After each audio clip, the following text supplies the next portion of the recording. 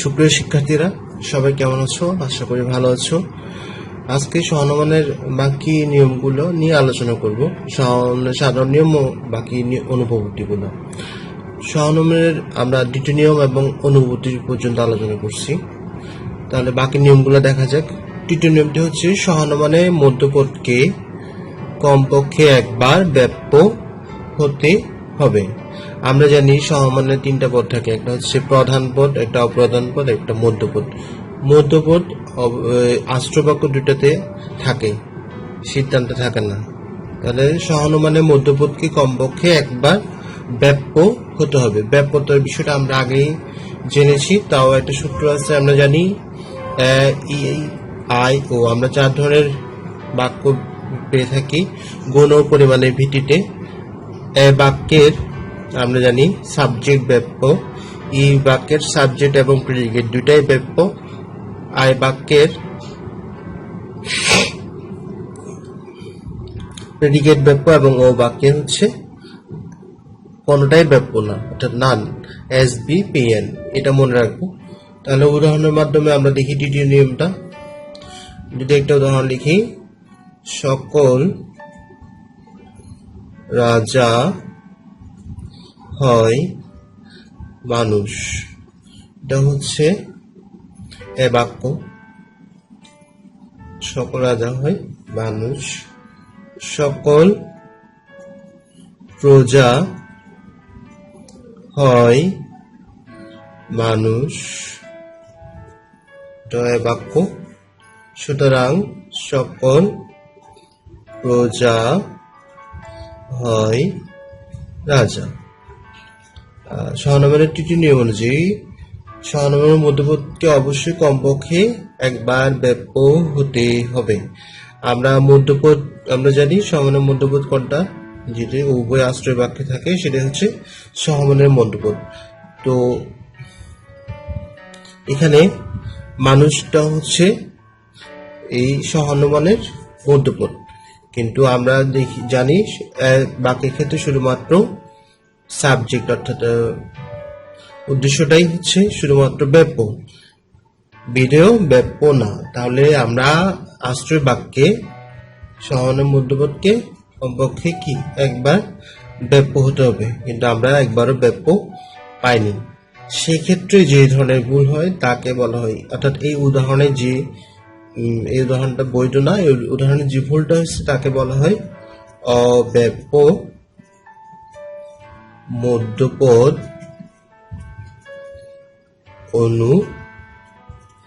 অনুপত্তি। অর্থাৎ সহানুমানে যদি মধ্যপদ একবারও ব্যাপ্য না হয়, সেক্ষেত্রে যে ভুল হয় তাকে বলা হয় অব্যাপ্য মধ্যপদ অনুপপত্তি। তাহলে তৃতীয় নিয়মটা আমরা বুঝছি। এই পরের নিয়মটাতে যদি আমরা একটু যাই, পরের নিয়মটাতে। পরের নিয়মটা হচ্ছে সহানুমানে আশ্রয় বাক্য যে পদ অব্যাপ্য তাকে সিদ্ধান্তে ব্যাপ্য করা যাবে না। অর্থাৎ সহানুমানে আশ্রয় বাক্যে যদি কোনো পদ অব্যাপ্য থাকে, সেটা সিদ্ধান্তে কি আমরা ব্যাপ্য করতে পারবো না। একটা উদাহরণের মাধ্যমে আমরা দেখি, সকল মানুষ হয় দ্বিপদ বা বিপদী এ বাক্য। কোন ফেরেশতা নয় মানুষ, কোন ফেরেশতা নয় মানুষ, এটা হচ্ছে এই বাক্য, যেহেতু নয় আছে। সুতরাং কোন ফেরেশতা নয় দ্বিপদী এই বাক্য। তাহলে এই উদাহরণটার মধ্যে আমরা যদি একটু করে দেখি, দ্বিপদী এটা হচ্ছে প্রধান পদ, আর প্রধান পদ যে আশ্রয় বাক্য থাকে তাকে বলা হয় প্রধান আশ্রয় বাক্য। আর অপ্রধান পদ যে বাক্যে থাকে অপ্রধান আশ্রয় বাক্য। আগেই বলেছি প্রধান আশ্রয় বাক্য, অপ্রধান আশ্রয় বাক্য, মধ্যপদ এইসব বিষয়ে। তাহলে শোনো, আশ্রয় বাক্যের যে পদ অব্যপ্য। আমরা জানি এ বাক্যের বিধেয় পদ হচ্ছে ব্যাপ্য, এ বাক্যের বিধেয় পদ হচ্ছে অব্যপ্য, শুধুমাত্র সাবজেক্ট হচ্ছে ব্যাপ্য। সেক্ষেত্রে কি আশ্রয় বাক্যের যে পদ অব্যপ্য সেটা সিদ্ধান্তে গিয়ে ব্যাপ্য করা যাবে না। কিন্তু আমরা এখানে লিখতেছি, আমরা জানি এই বাক্যের ক্ষেত্রে আশ্রয় বাক্য, এই বাক্যের ক্ষেত্রে উদ্দেশ্য এবং বিধেয় দুইটাই ব্যাপ্য। তাহলে এই দ্বিপদ এখানে অব্যাপ্য ছিল, এখানে এসে এটা ব্যাপ্য হয়ে গেছে। তাই জন্য এটা নিয়ম, চতুর্থ নিয়মে অনুযায়ী এটা বৈধ না। এই ক্ষেত্রে দুই ধরনের অনুপপত্তি ঘটে। একটা হচ্ছে অবৈধ প্রধান পদ জনিত অনুপপত্তি,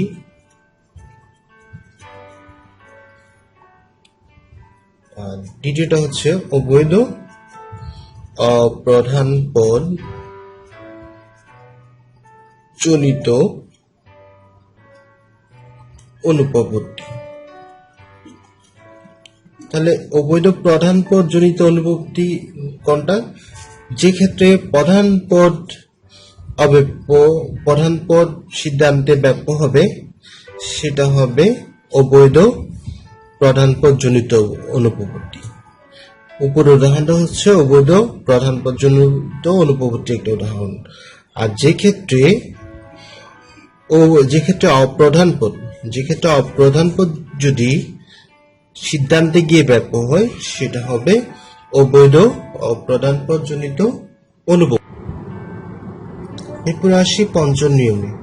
পঞ্চম নিয়ম অনুসারে সহনবাদের দুটি আশ্রয় বাক্য যদি নয়ার্থক হয়, তা থেকে কোনো সিদ্ধান্ত আসে না। সহনবাদের যদি দুটি আশ্রয় বাক্য নয়ার্থক হলে তা থেকে কোনো সিদ্ধান্ত আসে না। কোনো মানুষ নয় চতুষ্পদ, এই বাক্য। আবার কোনো জীব নয় মানুষ, এটা ওই বাক্য। অর্থাৎ দুইটাই নয়ার্থক। এই দুইটা নয়ার্থক যদি সহনবাদ দুইটা নয়ার্থক আশ্রয় বাক্য থাকে, সেক্ষেত্রে আমরা কোনো সিদ্ধান্তে আসতে পারি না।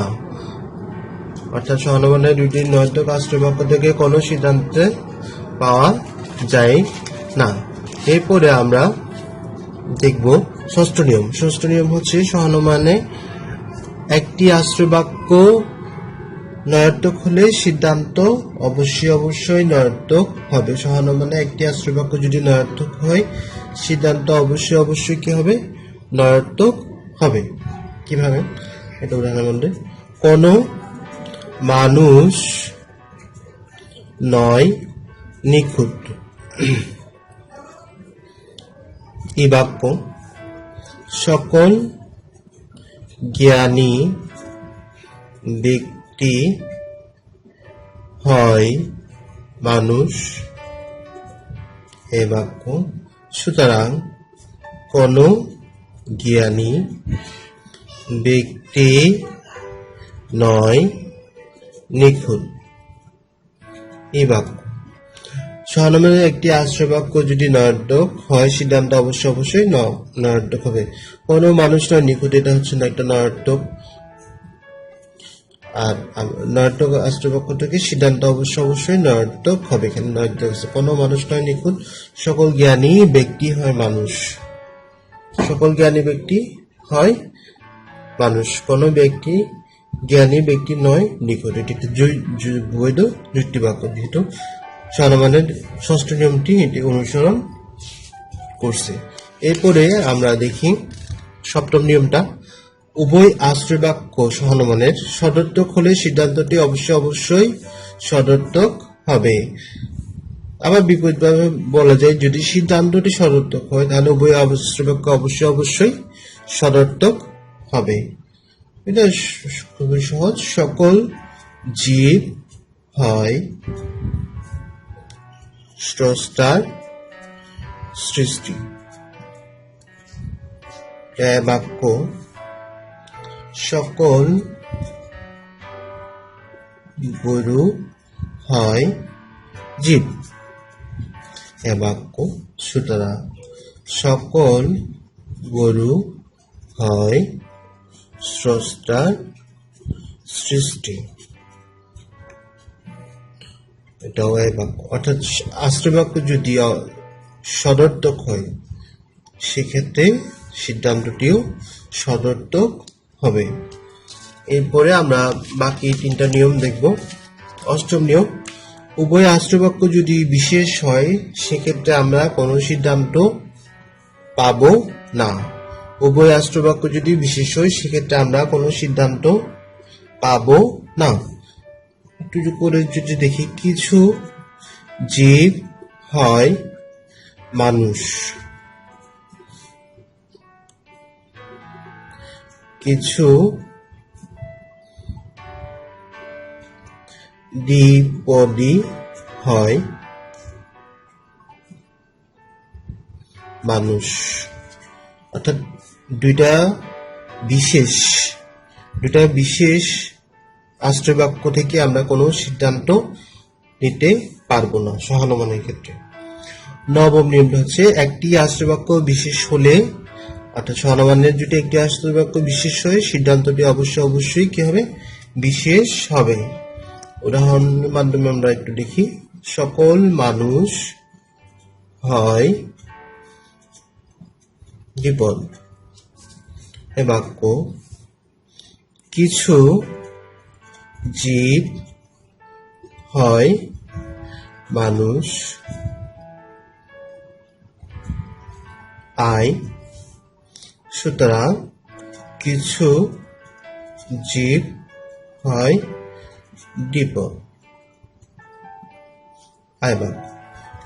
নবম নিয়ম অনুসারে সহানুমানের একটি আশ্রয় বাক্য যদি বিশেষ হয় সিদ্ধান্তটি অবশ্যই কি হবে? বিশেষ হবে। তাহলে এই উদাহরণে আমরা এটা দেখতে পারি এবং একটা বৈধ যুক্তির উদাহরণ। দশম নিয়মটা হচ্ছে, প্রধান আশ্রয় বাক্য যদি বিশেষ হয়, প্রধান আশ্রয় বাক্য বিশেষ আর অপ্রধান আশ্রয় বাক্য যদি নয়োর্থক হয়, নেগেটিভ, সেক্ষেত্রে আমরা কোনো সিদ্ধান্ত নিতে পারবো না। আমরা 3 ক্ষেত্রে সিদ্ধান্ত নিতে পারি না। প্রথমে দেখছিলাম, যদি উভয় আশ্রয় বাক্য যদি নয়ার্থক হয় সেক্ষেত্রে কোনো সিদ্ধান্ত নিতে পারি না। আবার উভয় আশ্রয় বাক্য যদি বিশেষ হয় সেক্ষেত্রে কোনো সিদ্ধান্ত নিতে পারি না। এবং এখন দেখতেছি প্রধান আশ্রয় বাক্য বিশেষ এবং অপ্রধান আশ্রয় বাক্য নয়ার্থক হলে সেক্ষেত্রেও কোনো সিদ্ধান্ত নিতে পারি না। অর্থাৎ সেক্ষেত্রে আমরা কোনো সিদ্ধান্ত গ্রহণ করতে পারি না। কিছু গোলাপ হয় লাল। বাক্য কোনো লাল বস্তু নয় উদ্ভিদ। এই বাক্য দুইটাই হচ্ছে প্রধান আশ্রয় বাক্য, হচ্ছে এটা হচ্ছে প্রধান আশ্রয় বাক্য আর এটা হচ্ছে অপ্রধান আশ্রয় বাক্য। প্রধান পদ যেই বাক্যে থাকবে সেটা হচ্ছে প্রধান আশ্রয় বাক্য, আর অপ্রধান পদ যেই বাক্যে থাকবে সেটা হচ্ছে অপ্রধান আশ্রয় বাক্য। আর এটা আমরা নির্ভর করি কিভাবে? সিদ্ধান্তের উপর ভিত্তি করে। এই ক্ষেত্রে প্রধান আশ্রয় বাক্য যদি বিশেষ, এটা দেখতেছি আমরা বিশেষ যুক্তি বাক্য, আর অপ্রধান আশ্রয় বাক্য এটা দেখতেছি নয়ার্থক এই বাক্য যেটা। এক্ষেত্রে আমরা কোনো সিদ্ধান্ত গ্রহণ করতে পারি না। তাহলে আমরা সহানুমানের 10টা নিয়ম দেখলাম। এর মাধ্যমে আমরা পরবর্তীতে সহানুমানের সংস্থান এবং মূর্তিগুলো আলোচনা করব। আজকে এই পর্যন্তই। সবাই সুস্থ থাকো, ভালো থাকো।